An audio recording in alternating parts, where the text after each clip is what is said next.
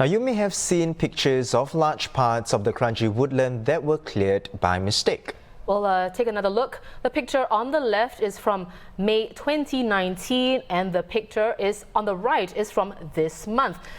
The National Parks Board is investigating. Beginning at the end of last December, green patches were cleared on the site slated for the Agri-Food Innovation Park. But large sections were mistakenly cleared while the authorities were in the midst of biodiversity impact assessments. Upon discovering the mistake on January 13th, JTC instructed the contractor Hua Tiong to stop all clearing works immediately. Comments on the Straits Times Facebook page show disappointment. Most condemned the mistake, which has removed a significant part of the woodland's lush green corridor. We're pleased to welcome Dr. Sean Lam, President of Nature Society Singapore. So Sean, what was your immediate reaction when you saw that large parts of this area were cleared and that the clearing was unauthorized? Where do I start? I mean, the Friends of the Rail Corridor, people in the nature community, completely taken by surprise. I mean, we did know that there were plans for this area, but just to wake up one day and to find out that there's this unauthorized and premature clearing of this area, even before a planned biodiversity survey could be completed, leaves you a little bit speechless.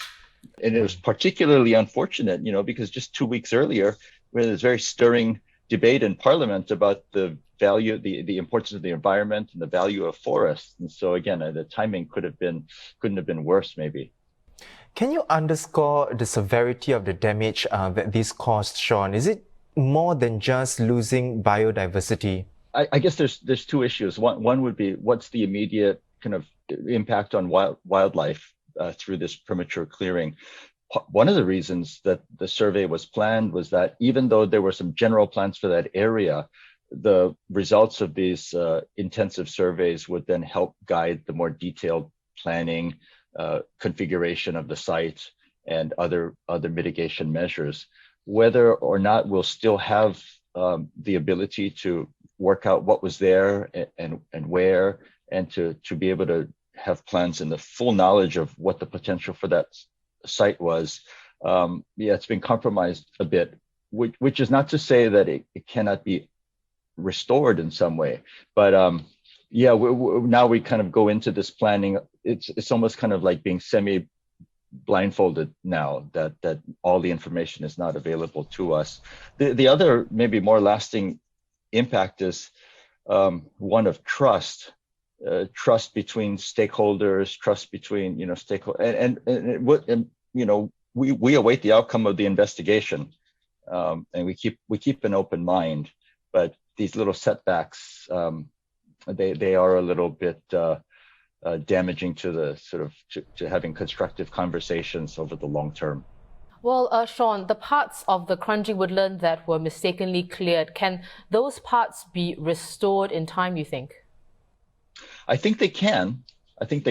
And of course, I mean, if you think about that woodland, it's a fairly young, just from the photos, the beautiful, magnificent photos I've seen of the place. If you look at the tree species and everything in there, it's a fairly young woodland that regenerated spontaneously on abandoned land. And so that's what will happen if you leave them fallow for long enough, they will turn into secondary forests. So it can be restored, but I guess the sad part about it is here was what looks like maybe 30 to 50 years of regrowth, kind of reset back to zero for part of it. And so I'm sort of dragging this on, Olivia, but yes, it can be restored, but we've lost the potential to more quickly restore it back to a more diverse state.